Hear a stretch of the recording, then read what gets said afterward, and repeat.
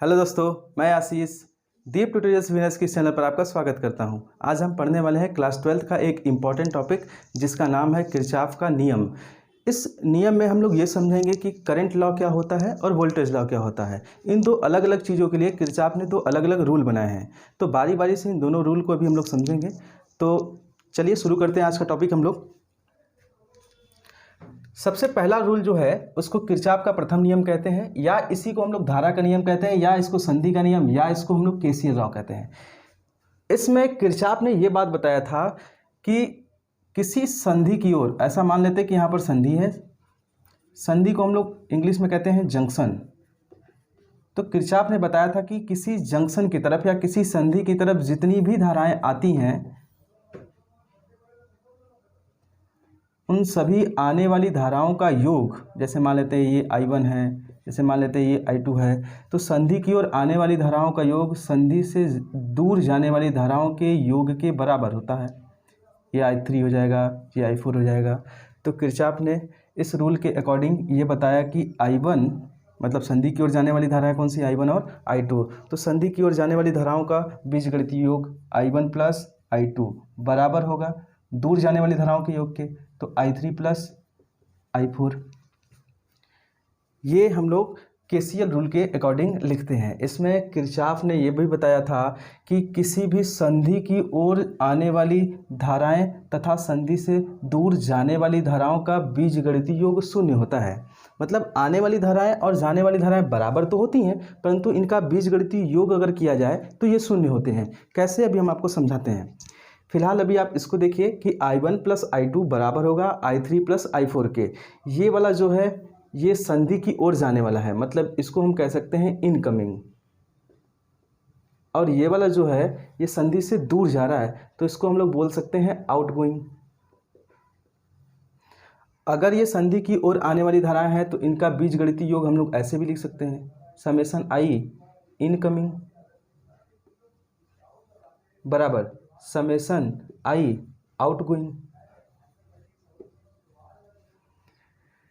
तो किरचॉफ के नियम में यही बात बताया जाता है कि संधि की ओर आने वाली धाराएं जितनी होती हैं उनका बीजगणितीय योग बराबर होता है संधि से दूर जाने वाली धाराओं के योग के। अब इसी को क्या करिए कि समेशन I आउटगोइंग जो है इस साइड है प्लस में, अगर उसको भेज देते हैं उस साइड तो हो जाएगा summation I incoming minus summation I outgoing बराबर 0।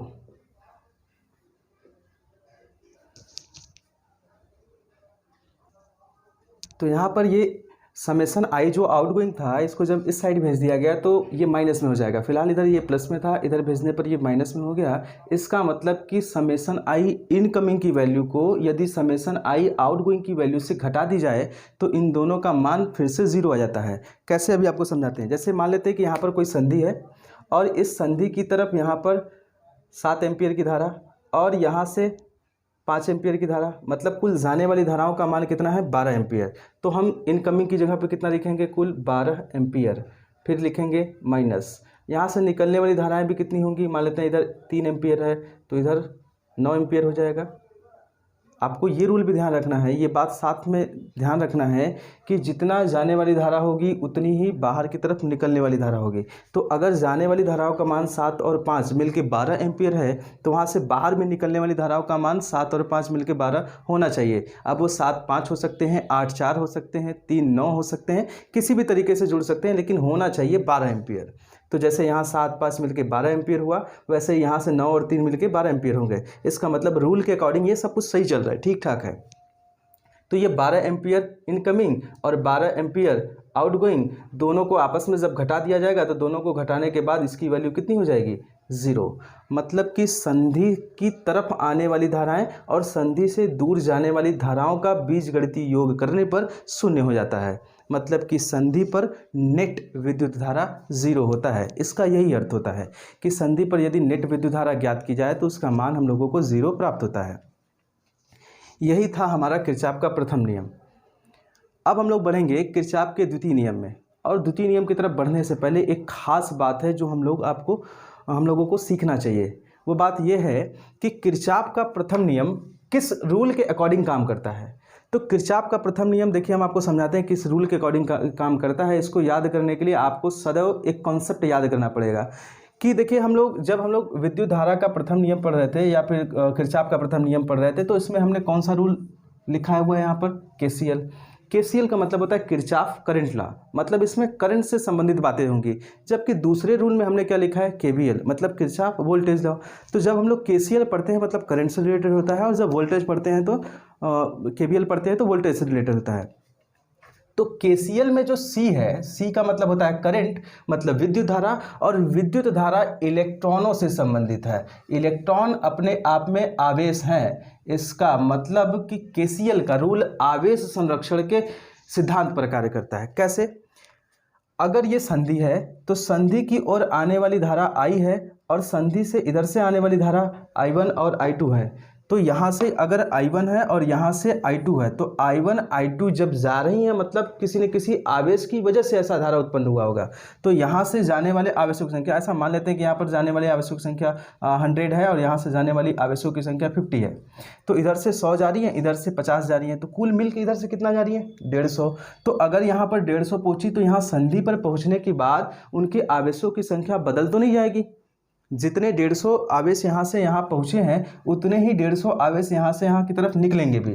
हो सकता है कि इसकी तरफ कम, इसकी तरफ ज़्यादा, या इसकी तरफ ज़्यादा, इसकी तरफ कम, उस पर डिपेंडेंट नहीं है। लेकिन जितनी यहाँ से संख्या में वो गया है उतनी ही संख्या में बाहर निकलना चाहिए। तो जितना गया उतना ही बाहर निकला, मतलब आवेश क्या है, संरक्षित हैं। इसका मतलब कि ये केसीएल का रूल आवेश संरक्षण के सिद्धांत पर कार्य करता है। ऐसे ही हम लोग सीखेंगे कि केवीएल रूल में वो किस सिद्धांत के ऊपर काम करता है। फिलहाल के लिए आप इतना स्क्रीनशॉट लीजिए। तो आते हैं किरचॉफ के द्वितीय नियम की तरफ, जो कि रिलेटेड है हमारा वोल्टेज से। तो वोल्टेज के लिए हम लोग ये बात जानते हैं पहले से कि वोल्टेज वहीं से हमारा मिलता है जहाँ पर किसी प्रकार की कोई सेल लगी हो या बैटरी लगी हो, मतलब कि अब रिलेटेड हो जाएगा ये परिपथ से। अभी फिलहाल परिपथ से रिलेटेड पहला वाला रूल नहीं था, उसमें बस क्या था कि कोई संधि होगी, किधर से भी करंट आएगी, किधर से भी जाएगी, वो पूरे परिपथ का एक छोटा सा टुकड़ा था, एक छोटा सा हिस्सा था। लेकिन जब किरचॉफ का द्वितीय नियम पढ़ते हैं तो इसमें हम लोग पूरी तरीके से एक लूप बनाते हैं, ठीक है, एक बंद पास बनाते हैं जिसमें हम लोग ये रूल अप्लाई करते हैं। तो इसके लिए सबसे पहले हम लोग एक बंद पास या लूप बनाएंगे। तो बनाते हैं एक लूप।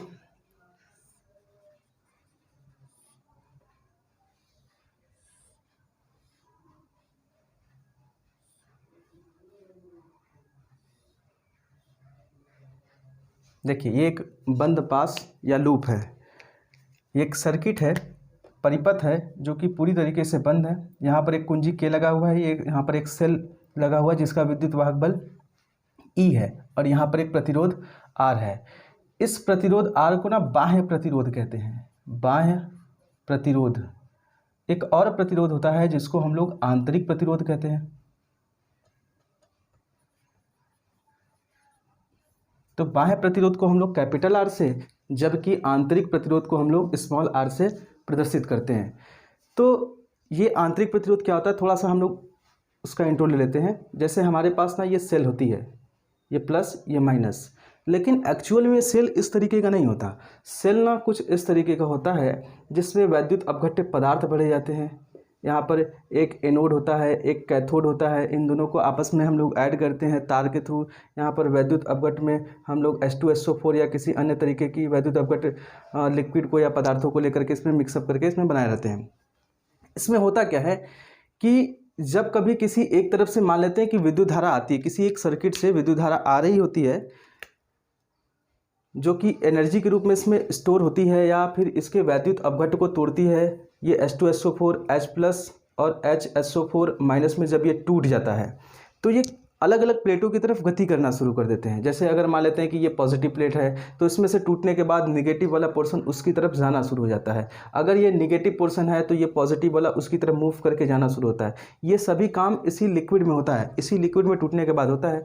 तो अगर कभी ऐसा होता है कि लिक्विड की मात्रा कम हो जाती है, मतलब इसमें वैद्युत अपघट्य पदार्थ कम हो जाते हैं, तो इनकी संख्या कम हो जाती है। H2SO4 की संख्या कम होती है तो ये टूटते भी कम है। जब ये टूटते कम है तो इनको जाने के लिए जगह भी कम मिलती है। जैसे पहले इतना लिक्विड था तो इनको जाने के लिए इतनी जगह थी, तो ये बहुत तेज़ी से ज़्यादा मात्रा में इस छड़ों की तरफ बढ़ जाएंगे। लेकिन अगर लिक्विड कम हो गया तो बहुत कम मात्रा में ये छड़ की तरफ जाएंगे। आप ही सोचिए कि अगर बहुत कम मात्रा में छड़ की तरफ जा रहे हैं तो विद्युत धारा का मान भी कम होगा। मतलब कि एक प्रकार से ना उनके रास्ते में रुकावट आ गई। जो विद्युत धारा का मान ज़्यादा होना चाहिए था वो विद्युत धारा का मान बहुत कम हो गया है। तो ऑब्वियसली उसमें अपने आप से एक आंतरिक प्रतिरोध प्रोड्यूस हो गया है।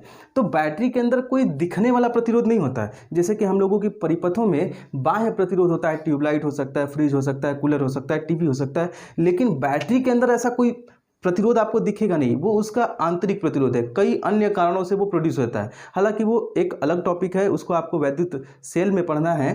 तो फिलहाल हम लोग केवल इंट्रोडक्शन लेते हैं उसका कि यहाँ पर ना इसके बहुत सारे कारणों की वजह से इस सेल के अंदर अपने आप से एक आंतरिक प्रतिरोध पैदा हो जाता है। उस आंतरिक प्रतिरोध को आर से दिखाते हैं। तो यहाँ से बैटरी से निकलने वाली जो ऊर्जा होती है ना, ये ऊर्जा एक तो यहाँ खर्च होने लगती है और एक आगे जाने के बाद बैटरी के अंदर उसका जो आंतरिक प्रतिरोध है उस पर भी खर्च होना शुरू हो जाती है। परंतु जब हम लोग किरचॉफ का द्वितीय नियम पढ़ते हैं तो हम लोग ना उसके आंतरिक प्रतिरोध को पहले से नेग्लेक्ट कर देते हैं, या यूँ मान के चलते हैं कि इसका आंतरिक प्रतिरोध शून्य है। हम लोग कोई ऐसा सेल लेते हैं जिसका आंतरिक प्रतिरोध शून्य हो। शून्य होने के लिए क्या करना पड़ेगा, इसमें जितनी भी तरीके की प्रक्रियाएं हो रही हैं जिनकी वजह से उनका प्रतिरोध ज़्यादा बढ़ जा रहा है, उन सभी को हम लोगों को ठीक करना पड़ेगा कि उसमें पानी पर्याप्त हो, ठीक है ना, उसमें वैद्युत अपघट की मात्रा पर्याप्त हो, तो इस तरीके से छड़ें एकदम क्लीन हो। बहुत सारे ऐसे रीजन होते हैं जिनकी वजह से वहाँ पर प्रतिरोध प्रोड्यूस हो जाता है।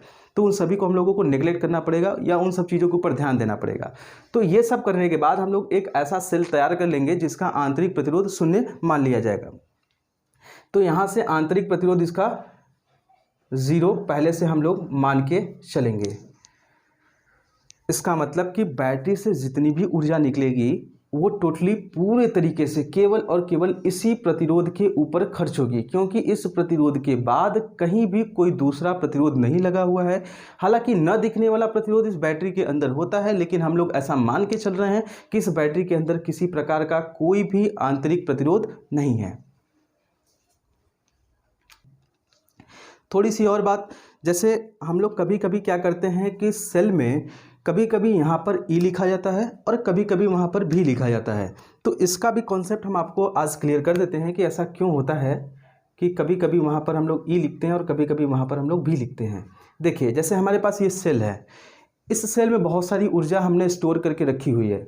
अगर इस सेल को किसी परिपथ में जोड़ दिया जाता है, ठीक है, अगर इस सेल को किसी परिपथ में जोड़ दिया जाता है और इस सेल की ऊर्जा परिपथ के बाह्य वाले प्रतिरोध में ही खर्च होती है, अगर इस सेल की ऊर्जा परिपथ के बाह्य वाले प्रतिरोध में खर्च होती है तो उस समय इसको ना हम लोग ई से दिखाते हैं, और ई को हम लोग बोलते हैं विद्युत वाहक बल, विद्युत वाहक बल, और उस समय उसको केवल और केवल ई से दिखाते हैं।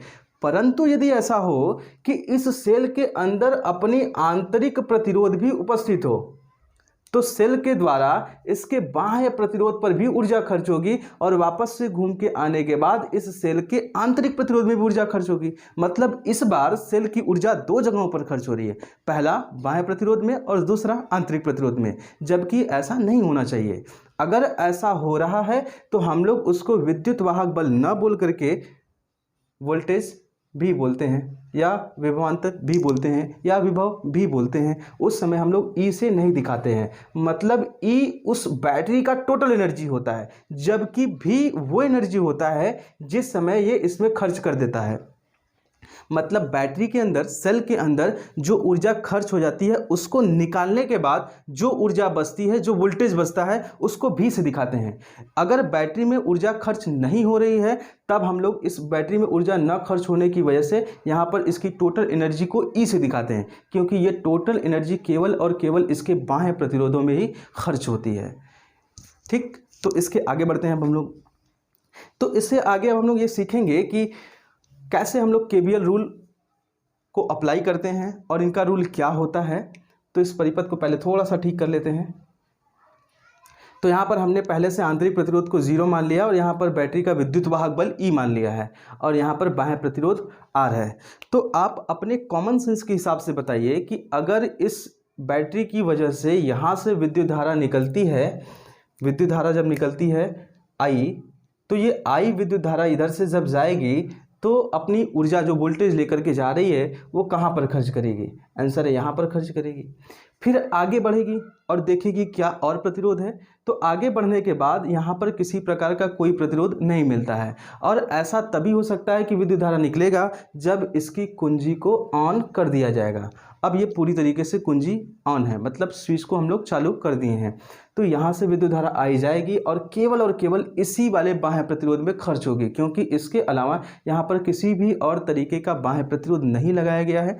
तो यहाँ से निकलने वाली विद्युत धारा आई अपने कॉमन सेंस के हिसाब से यदि हम लोग सोचें कि विद्युत धारा आई जो जितना यहाँ से दिया जा रहा है वो कहाँ पर खर्च हो रहा है, आंसर यहाँ से जाने वाली विद्युत धारा इसी प्रतिरोध में खर्च हो रही है। तो यहाँ से हम लोग एक वोल्ट मीटर लगाएंगे और वोल्ट मीटर लगा करके हम लोग नाप लेंगे कि यहाँ से कितनी ऊर्जा को व्यय किया जा रहा है।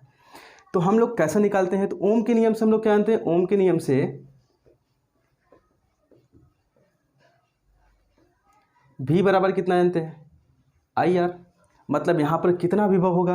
आंसर है जितना विद्युत धारा आ रहा है I वो, और साथ में जितना बाह्य प्रतिरोध है वो, दोनों का गुणनफल। मतलब I और R इन दोनों का गुणनफल ही क्या होगा वहाँ पर? विद्युत विभव। मतलब कि इस प्रतिरोध पर कितना वोल्टेज हमारा ड्रॉप हो जा रहा है, कितनी ऊर्जा हमारी खर्च हो जा रही है। तो यहाँ से दी गई ऊर्जा अगर पूरी तरीके से यही खर्च हो रही तो क्या E का मान यहाँ पर खर्च होने वाली ऊर्जा के मान के बराबर होगा? तो आंसर है हाँ। तो यहाँ पर जो खर्च हो रही है ऊर्जा IR वो इस E के मान के बराबर होगी, मतलब E ना बराबर होगा IR के। तो किरचॉफ का द्वितीय रूल जो है वोल्टेज का नियम, वो इसी बात की परिकल्पना करता है या इसी बात को बताता है कि जितनी भी ऊर्जा बैटरी के द्वारा दी गई थी वह ऊर्जा उस प्रतिरोध में ही खर्च होती है, मतलब कि IR में ही खर्च होती है। यदि ऐसा होता कि इस परिपथ में एक से ज़्यादा प्रतिरोध लगे होते, मतलब कि यहाँ पर दो प्रतिरोध या तीन प्रतिरोध लगे होते, तो बैटरी से निकलने वाली ऊर्जा अकेले इस प्रतिरोध में खर्च नहीं होती। जितने भी प्रतिरोध लगे होते उन तीनों प्रतिरोधों में उनकी ऊर्जा थोड़ी थोड़ी करके बराबर रूप में बढ़ जाती, जिसका मान जैसा होता वहाँ पर उतनी ऊर्जा उस हिसाब से बढ़ जाती। तो अगर यहाँ पर हम लोग एक से ज़्यादा प्रतिरोध वाला परिपथ भी देखें, फिलहाल अभी आप इसको ध्यान रखिएगा कि हमारे कॉमन सेंस के हिसाब से जितनी ऊर्जा दी गई है उतनी ऊर्जा पूरी तरीके से बाह्य प्रतिरोध में खर्च होती है। मतलब कि दी गई ऊर्जा और किसी प्रतिरोध के द्वारा ली गई ऊर्जा दोनों आपस में बराबर होते हैं। यही वोल्टेज का नियम है या यही हमारा KVL रूल है। हालांकि ये अभी थोड़ी से शब्दों में लिखना बाकी है, अभी और रूल को समझना है। रूल पूरी तरीके से अभी क्लियर नहीं हुआ, अभी आपको और चीज़ें आगे बताई जाएंगी कैसे अप्लाई करना है। तो अब हम क्या करते हैं, एक से ज़्यादा प्रतिरोध लेते हैं। जैसे मान लेते हैं कि किसी परिपथ में ये प्रतिरोध है R1, ये प्रतिरोध है R2, ये प्रतिरोध है R3, और यहाँ से एक सेल जुड़ा हुआ है, एक कुंजी लगा दी गई है और कुंजी को चालू कर दिया गया है। तो कुंजी को ऑन करते ही यहाँ से ना विद्युत धारा का मान I प्रवाहित होना शुरू हो जाएगा। इसका विद्युत वाहक बल E है, तो ये विद्युत धारा आई जाएगी, वही इसमें भी आई जाएगी, वही इसमें भी आई जाएगी और वही इसमें भी आई जाएगी, और वापस से यहीं से आई निकल के भी आ जाएगी। यहाँ पर भी हम लोग आंतरिक प्रतिरोध को शून्य मान के चलते हैं कि इसका आंतरिक प्रतिरोध 0 है। तो यहाँ से दी गई ऊर्जा कितनी है? आंसर है E। और खर्च की गई ऊर्जा क्या है? तो देखिए IR1 इसमें खर्च हो रहा है, IR2 इसमें खर्च हो रहा है, IR3 इसमें खर्च हो रहा है। तो तीनों का मान जोड़ लेंगे, कितना कितना खर्च हो रहा है। एक है IR1, एक है IR2 और एक है IR3। तो IR1, IR2, IR3 ये खर्च की गई ऊर्जा है। और दी गई ऊर्जा कितनी है? आंसर है E, क्योंकि सेल के द्वारा कितनी ऊर्जा दी गई थी? E। तो किरचॉफ का द्वितीय नियम जो है वो यही बात बताता है कि किसी भी परिपथ में या किसी भी बंद पास में या किसी भी लूप में जितनी ऊर्जा सेल के द्वारा दी जाती है वही ऊर्जा उनके द्वारा खर्च भी की जाती है। उनके प्रतिरोध जितने भी लगे होते हैं वह उन्हीं ऊर्जा को खर्च करते हैं जितनी ऊर्जा दी जाती है। इसलिए दी गई ऊर्जा का मान खर्च किए गए ऊर्जा के मान के बीजगणितीय योग के बराबर होता है। यही हमारा KVL रूल है। अब इसके आगे समझते हैं कि जब परिपथ में एक से ज़्यादा सेल लगे हों तो क्या होता है। फिलहाल अभी हमने एक सेल एक प्रतिरोध, एक सेल तीन प्रतिरोध, लेकिन अब हम लोग 2 सेल 2 प्रतिरोध या 2 सेल 2-3 प्रतिरोध पढ़ लेंगे और उससे भी समझेंगे कि किरचॉफ का KVL वाला रूल क्या होता है। तो इसको ज़रा सा मिटाते हैं और आपको एक से ज़्यादा सेल लगा करके उसके लिए भी हम लोग इस रूल को समझते हैं।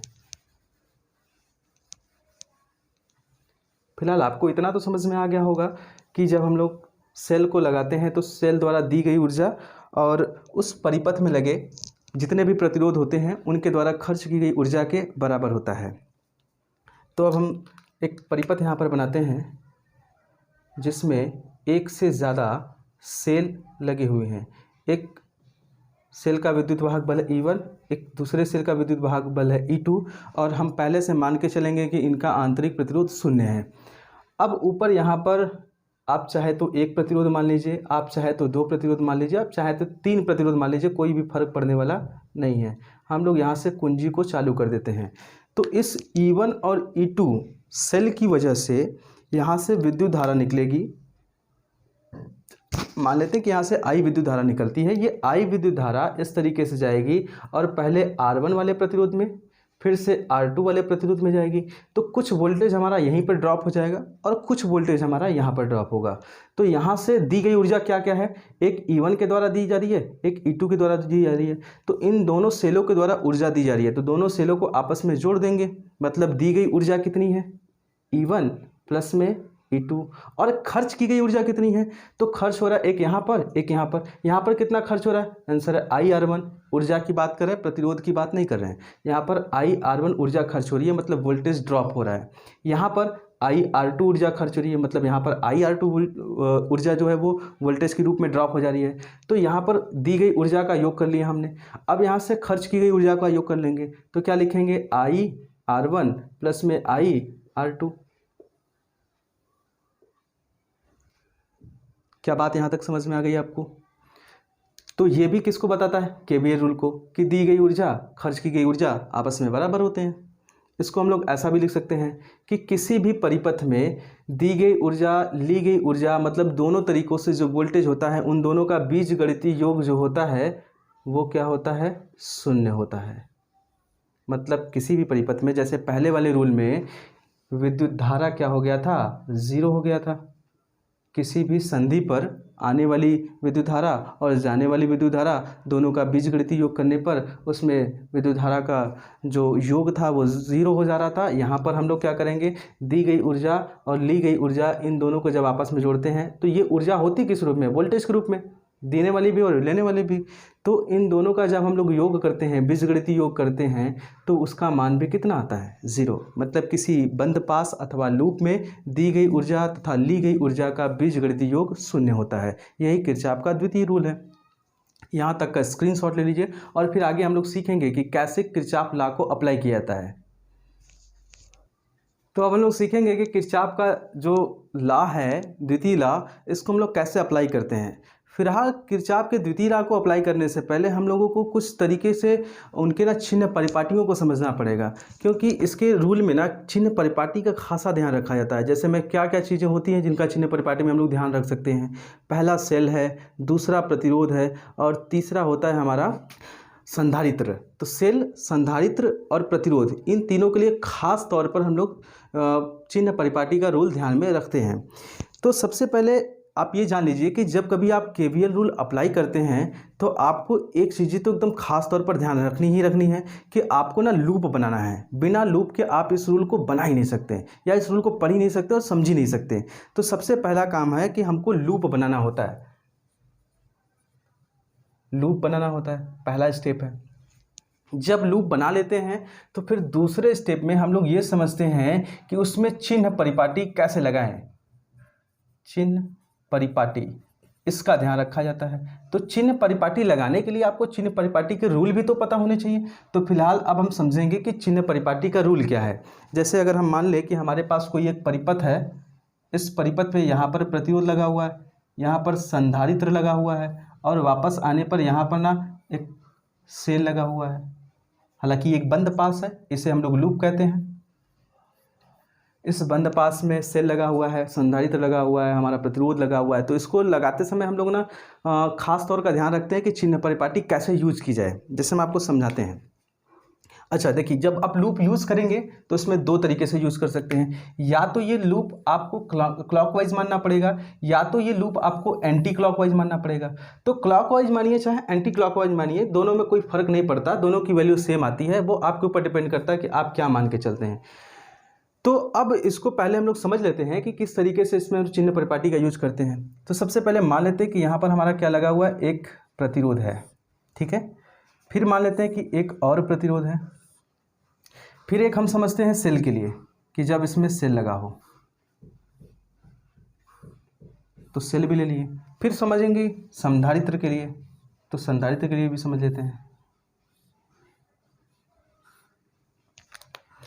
तो जब प्रतिरोध हमारे परिपथ में लगा हो, बंद पास में लगा हो, और परिपथ में इस तरीके से विद्युत धारा बह रही हो, ठीक है।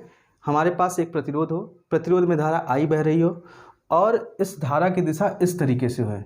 ये परिपथ में बहने वाली धारा की दिशा है, लेकिन हम लोगों को इस परिपथ के अंदर एक लूप मानना है। लूप का मतलब इस तरीके से क्लॉकवाइज माना गया है या एंटी क्लॉकवाइज माना गया है। मान लेते हैं कि इस लूप में ना बहने वाली धारा की दिशा इस तरीके से है, और हमने मान लिया लूप को इस तरीके से, मतलब कि क्लॉकवाइज। तो हमने जब इसमें क्लॉकवाइज माना तो देखिए धारा भी इधर जा रही है, हम भी इधर से होकर के ही ऐसे जा रहे हैं, मतलब दोनों की दिशा कैसी है, सेम एज, दोनों एक ही दिशा में है। तो जब हमारी दिशा और विद्युत धारा की दिशा दोनों सेम एज होती है तो हम लोग इस वैल्यू को निगेटिव मानते हैं। यहाँ पर हम लोग वैल्यू को निगेटिव लेते हैं। क्या वैल्यू में निगेटिव लेंगे? आंसर है यहाँ पर खर्च होने वाली वोल्टेज, क्योंकि हम लोग ये कौन सा रूल पढ़ रहे हैं? आंसर है KVL, किरचॉफ का द्वितीय नियम पढ़ रहे हैं। तो हमेशा इसमें वोल्टेज की बात होगी, ना तो धारा की और ना ही हमारे प्रतिरोध की, ना तो सेल की, ये सब बात नहीं होगी। उसमें क्या इंपॉर्टेंट है उस चीज़ के ऊपर ध्यान रखना है। तो हमको इसमें क्या इंपॉर्टेंट है? वोल्टेज। इसमें हमको जिस चीज़ की भी बात करनी होती है ना, हम वोल्टेज के ऊपर ही अपना काम करते हैं और वोल्टेज के ऊपर ही अपना बात करते हैं। तो यहाँ पर आंसर है कि क्या माइनस में लिया जाएगा? आंसर यहाँ का वोल्टेज माइनस में लिया जाएगा। वोल्टेज क्या है? आंसर है IR। तो IR की वैल्यू किस में ली जाएगी? माइनस में। अगर ऐसा होता दूसरी बार में कि प्रतिरोध में बहने वाली धारा ऐसी होती और हम क्लॉकवाइज न जा करके एंटी क्लॉकवाइज आते, तो इस बार हमारी देखिए विद्युत धारा की दिशा ऐसी हो जाती और हमारे आरे की दिशा ऐसी हो जाती, मतलब दोनों एक दूसरे के अपोजिट हो जाते। जब कभी ऐसा हो जाता कि दोनों एक दूसरे के अपोजिट हो जाते, मतलब धारा इधर की तरफ बहती और हम इधर की तरफ आते हैं, तो दोनों एक दूसरे के जब अपोजिट हो जाते तो यहाँ पर हम लोग लेते हैं पॉजिटिव। क्या पॉजिटिव लेंगे? फिर से वही बात, वोल्टेज पॉजिटिव लेंगे। तो कैसा वोल्टेज? आंसर है IR। IR को यहाँ पर पॉजिटिव में लिया जाएगा। अब यही चीज़ हम पढ़ते हैं सेल के लिए कि सेल के ना दो टर्मिनल होते हैं, एक होता है पॉजिटिव, एक होता है निगेटिव। इसमें भी होता है पॉजिटिव, इसमें भी होता है निगेटिव, मतलब सेल में प्लस वाला है ऐसे। तो जब हम बढ़ते हैं अपने लूप को लेकर के आगे की तरफ बढ़ते हैं, तो अगर मान लेते हैं कि जैसे ये एक सेल है और हमारा लूप क्लॉकवाइज माना गया है। क्लॉकवाइज का मतलब हम ऐसे आ रहे थे और आते समय सेल का सबसे पहले कौन सा सिरा हमको मिला? तो आंसर है सेल का सबसे पहले निगेटिव सिरा मिला। तो जब हमको चलते समय सेल का सबसे पहले निगेटिव सिरा मिलता है तो हम लोग इसको ना पॉजिटिव मान लेते हैं, और जब पॉजिटिव सिरा मिलता है तो हम लोग इसको निगेटिव मान लेते हैं। ठीक ऐसे ही जब हम लोग चलते हैं तो जैसे संधारित्र में एक प्लेट पॉजिटिव होता है, एक प्लेट निगेटिव होता है, इसमें एक प्लेट पॉजिटिव होता है, एक प्लेट निगेटिव होता है। तो चलते समय संधारित्र में जैसे ये संधारित्र यहाँ पर लगा हुआ है, एक पॉजिटिव एक निगेटिव, तो जब हम इसमें क्लॉकवाइज जा रहे हैं और जाते, तो जब हम लोग सेल में इस साइड बढ़ते हैं और बैटरी का माइनस मिलता है तो हम लोग इसकी वैल्यू को पॉजिटिव लेते हैं। वैल्यू पॉजिटिव में क्या लेते हैं? तो वैल्यू पॉजिटिव में हम लोग E का मान लेते हैं, E हमारा पॉजिटिव में होगा। जब हम चलते समय पहले पॉजिटिव मिलता है तो हम लोग निगेटिव लेते हैं, लेकिन क्या निगेटिव लेते हैं? तो आंसर है माइनस का E निगेटिव लेते हैं। वैसे ही हम लोग संधारित्र के लिए एक फॉर्मूला पढ़ चुके हैं पहले से, Q बराबर CV। यहाँ से जब हम लोग V का मान निकालेंगे, क्योंकि हम लोग पूरी तरीके से वोल्टेज का ये रूल पढ़ रहे हैं, तो यहाँ से हम लोग V का मान निकालेंगे तो हो जाएगा Q बटे में C। तो यहाँ से जब हमको चलते समय सबसे पहले अगर प्लस मिलता है तो इसको माइनस में Q बटे में C लेते हैं, और चलते समय जब पहले माइनस मिलता है तो इसको हम लोग प्लस में Q बटे C लेते हैं। इस तरीके से हम पूरी चीज़ों के बारे में चिन्ह परिपाटी का रूल ध्यान में रख चुके हैं, एक प्रतिरोध के लिए, एक सेल के लिए और एक संधारित्र के लिए। अब आप चाहें तो इस रूल को पूरी तरीके से अपोजिट भी कर सकते हैं, मतलब कि जो चीज़ें प्लस में ली गई थी उन चीज़ों को माइनस में ले सकते हैं और जो चीज़ें माइनस में ली गई थी उनको प्लस में ले सकते हैं। ये इसका दूसरा तरीका होता है। लेकिन अब आपको एक बात ध्यान रखना है कि जब आप ये वाला रूल पूरी तरीके से अप्लाई कर रहे हैं तो तीनों चीज़ों के लिए यही रूल अप्लाई करना है। लेकिन जब आप चिन्हों को बदल रहे हैं, मतलब इसको माइनस की जगह प्लस ले रहे हैं, इसको प्लस की जगह माइनस, और इसको प्लस की जगह माइनस, इसको माइनस की जगह प्लस, इसको माइनस की जगह प्लस और इसको प्लस की जगह माइनस ले रहे हैं, तो पूरी चीज़ों को चेंज करना पड़ेगा। तीनों चीज़ों में से कोई भी चीज़ अगर परिपथ में उस समय आएगी तो तीनों चीज़ों के लिए ही आप अपोजिट करेंगे। ऐसा नहीं कि दो इसमें से उठा करके बना लिए, एक उसमें से उठा करके बना लिए, ऐसा नहीं है। तो आप चाहें तो एक ही रूल अप्लाई करिए, या तो इसको पढ़ लीजिए या तो चिन्ह को बदल करके दूसरा बड़ा पढ़ लीजिए। अलग अलग किताबों में अलग अलग तरीके से लिखा होता है, किसी में इस तरीके से लिखा होता है, किसी में इसका जस्ट अपोजिट लिखा होता है। तो आपको जो रूल पसंद हो आप उस रूल की तरफ अप्रोच